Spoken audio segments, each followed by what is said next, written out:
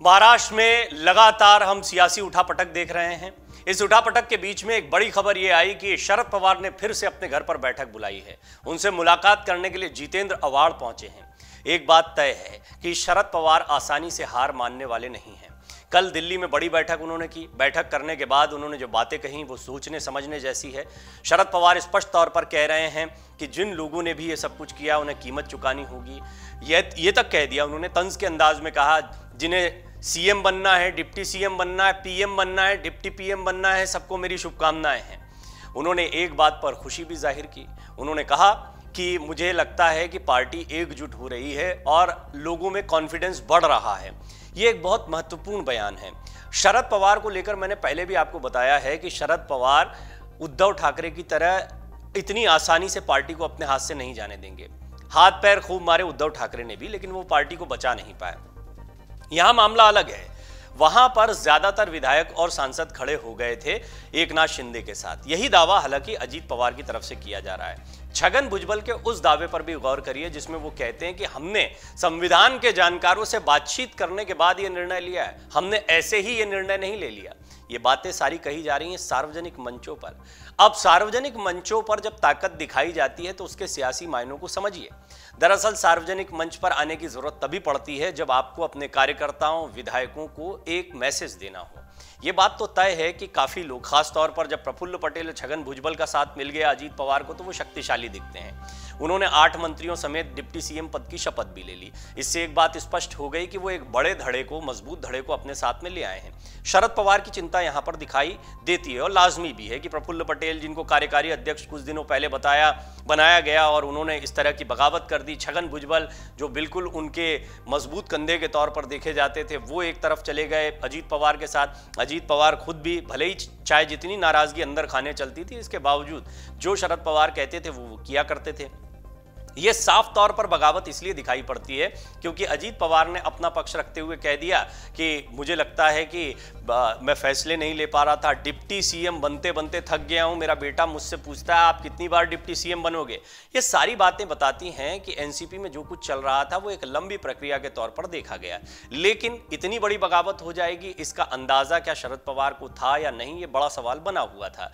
शरद पवार ने जिस अंदाज में पहले इस्तीफा दिया, 3 दिन बाद इस्तीफा वापस ले लिया, इससे यह भी स्पष्ट हो गया कि उन्होंने पार्टी में अपनी ताकत को दिखाने की कोशिश की। और तब क्या नतीजा आया था? पार्टी उनके साथ में खड़ी थी। सारे के सारे विधायक, सारे के सारे नेता इस बात के समर्थन में थे।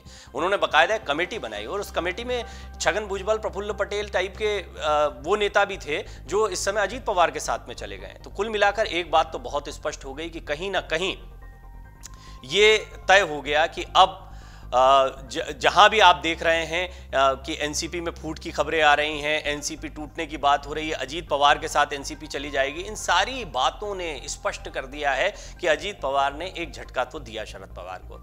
लेकिन जैसा मैंने कहा कि शरद पवार के घर पर जो ये बैठक अब शुरू हुई है, ये बैठक बहुत महत्वपूर्ण है। इस बैठक में जितेंद्र आव्हाड उनसे मिलने के लिए गए हैं। आगे की रणनीति शरद पवार की क्या हो सकती है? उन्होंने खुद भी बताया वैसे तो कि हम पहले चुनाव आयोग में जाएंगे। उनसे बार बार पूछा जा रहा था आप कोर्ट का रुख करेंगे, लेकिन उन्होंने कहा नहीं, हम प्रक्रिया के आधार पर पहले चुनाव आयोग जाएंगे और हमें उम्मीद है कि वहां पर न्याय होगा। अब इलेक्शन कमीशन को लेकर या चुनाव आयोग को लेकर और सुप्रीम कोर्ट में जाने को लेकर बार बार सवाल क्यों खड़े हो रहे हैं? क्योंकि इलेक्शन कमीशन से इसी तरीके से शिंदे को नाम मिल चुका है और यह भी कहा गया कि शिंदे जो हैं वो अपने कागज रखने में संवैधानिक तौर पर ज्यादा मजबूत साबित हुए, उद्धव ठाकरे पर भारी पड़ते दिखाई दिए। अजीत पवार के साथ क्या ये होगा? अजीत पवार के लिए ये इतना आसान नहीं होने वाला है क्योंकि सारे विधायकों को वो अब भी हालांकि वो बार बार हलफनामे का दावा कर रहे हैं, उनका कहना है कि उनके पास 42 विधायकों के हलफनामे हैं, लेकिन फिर भी कभी उन्होंने खुलकर इन नामों को नहीं रखा है। अभी तक ये नाम नहीं आए हैं। रिजॉर्ट पॉलिटिक्स की शुरुआत महाराष्ट्र में हो गई। अजीत पवार को अपने विधायकों को साथ में साधे रखना पड़ रहा है। इससे ये, और अभी भी उनको कुछ जरूरत है। देखिए 36 का आंकड़ा, ये ध्यान रखिए कि एनसीपी के 36 विधायक अगर अजीत पवार के साथ होंगे तभी वो दल बदल कानून से बच पाएंगे। दूसरा, योग्यता की तलवार तो शिंदे पर अभी तक लटक रही है, उनके साथ जो विधायक गए थे, और यही तलवार जो है अजीत पवार और उनके साथ गए नेताओं पर लटकेगी। इस सब के बीच में पार्टी ने अपनी तरफ से कार्यवाहियां करनी शुरू कर दी है। शरद पवार ने निकालना शुरू कर दिया, प्रफुल्ल पटेल, छगन भुजबल, जो भी लोग उनके साथ गए उनके खिलाफ कार्यवाही हुई। वो पोस्टर से बाहर हो गए, दफ्तरों के बाहर जो पोस्टर लगे थे वहां से बाहर हो गए, इनको पार्टी से बाहर कर दिया गया, इस तरह का मैसेज दिया गया। यहीं अजीत पवार के पोस्टर्स में अब भी शरद पवार दिखाई देते हैं। ये उनकी मजबूरी है, क्योंकि शरद पवार एनसीपी का निर्विवाद रूप से सबसे बड़ा चेहरा थे, हैं और रहेंगे। ये बात अजीत पवार भी जानते हैं, छगन भुजबल भी जानते हैं, प्रफुल्ल पटेल भी जानते हैं, और यही सबसे बड़ी कमजोरी है जो शरद पवार भी जानते हैं। शरद पवार ने इस पर आपत्ति भी जताई थी कि आप मेरी तस्वीर का इस्तेमाल न करें, और शरद पवार की ये चेतावनी बताती है कि शरद पवार अपने समर्थकों या एनसीपी को जो फॉलो करते हैं उनके कार्यकर्ताओं को एक मैसेज देना चाहते हैं कि मैं इस बगावत को किसी तरह से समर्थन नहीं कर रहा हूं।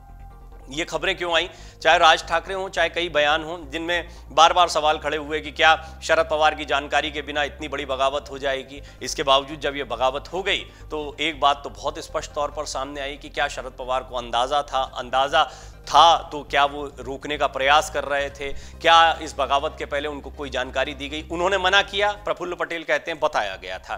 ये सारे जो विरोधी बयान आते गए एक के बाद में एक, इससे ये बात तो साफ हो गई कि शरद पवार को लेकर इन लोगों ने पक्का मन बना लिया है।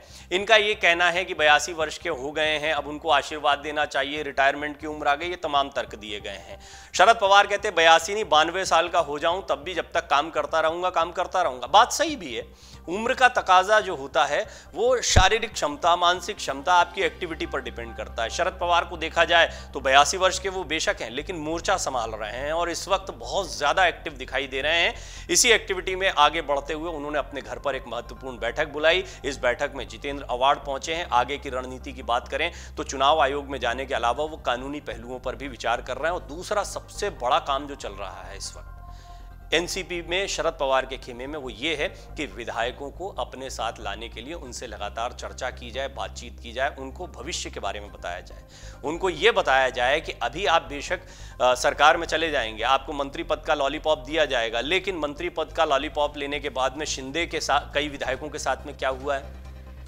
मंत्रिमंडल विस्तार पर भी मैं आपको डिटेल में एक रिपोर्ट दिखाऊंगा और बताऊंगा कि मंत्रिमंडल विस्तार को लेकर कैसे मंथन चल रहा है, शिंदे फडणवीस की मुलाकात क्यों हुई है, शिंदे के ऊपर भी एक तरह का दबाव क्यों आ रहा है, शिंदे को क्यों सफाई देनी पड़ी है। ये सारी चीजें भी सरकार में शुरू हो गई हैं अजीत पवार के साथ में आने के बाद। और शरद पवार इस बात को भली भांति जानते हैं कि इतना आसान नहीं होगा कि आप अब तीन पहिए लेकर चल रहे हैं। ट्रिपल इंजन जिसको कह रहे हैं एकनाथ शिंदे, कह रहे हैं सरकार गिरने का दावा तो शपथ लेने के पहले से होता रहा है, लेकिन हमारी सरकार कमजोर होने के बजाय और मजबूत होती गई। अब 200 विधायक हमारे साथ में हैं, 3 दलों की सरकार चल रही है, सरकार और मजबूत हो गई। ये शिंदे का तर्क है। लेकिन जैसे ही सरकार में 3 धड़े आते हैं तो उसके बाद में हितों को लेकर काफी रस्साकशी शुरू हो जाती है। खासतौर पर जब खबरें आने लगी कि उद्धव गुट से एकनाथ शिंदे के कई विधायक संपर्क में हैं, तो इसके बाद में उनका तनाव बढ़ना लाजमी था। लिहाजा उन्होंने सार्वजनिक रूप से बयान देते हुए, पत्रकारों से बातचीत करते हुए बात कही है कि ये सारी अफवाहें हैं और इस तरह की कोई नाराजगी उनके यहाँ देखने को नहीं मिल रही। लेकिन ये भी नहीं भूलना चाहिए कि शिंदे गुट की तरफ से खुलकर इस नाराजगी को रखा भी गया है। बताया गया कि सारे के सारे विधायक खुश नहीं हैं। शिरसाट की वो प्रेस कॉन्फ्रेंस या पत्रकारों के सामने उन्होंने जो कहा था कि एकनाथ शिंदे और देवेंद्र फडणवीस को बता दिया गया है कि वो इन लोगों को समझाएं जो नाराज चल रहे हैं इस नए गठबंधन के साथ में। एनसीपी को लेकर एकनाथ शिंदे के बयान, एकनाथ शिंदे ने उद्धव ठाकरे का साथ ही ये कहते हुए छोड़ा था कि कांग्रेस एनसीपी से कभी बाला साहब ठाकरे कोई संपर्क संबंध नहीं रखते, लेकिन इन्होंने सरकार साथ में बनाई। उस सरकार का भी हिस्सा थे। हालांकि राजनीति में ना कोई परमानेंट दोस्त है ना दुश्मन है, लेकिन बीजेपी के लिहाज से देखें तो वो इस बात पर भी नजर बनाए हुए कि जनता के बीच में इस सबका क्या असर जा रहा है। लिहाजा शरद पवार के घर पर ये जो बैठक हो रही है इसको बहुत अहम माना जा रहा है। ये माना जा रहा है कि आने वाले दिनों में शरद पवार विधायकों के समर्थन का, और सबसे पहले तो पार्टी, उनको पार्टी को बचाना है, पार्टी को अपने पास में रखना है, इसके प्रयासों को अमली जामा पहनाने की कोशिशों में जुटे हुए हैं। अमर उजाला अब आपके टीवी पर भी। अपने स्मार्ट टीवी पर YouTube पर सर्च करें अमर उजाला, चैनल सब्सक्राइब करें और देखें ताजा खबरें, वो भी HD क्वालिटी में। और हाँ, बेल आइकन दबाना ना भूलें ताकि हर खबर हो आपके घर। अमर उजाला, निष्पक्ष, निर्भीक, निरंतर।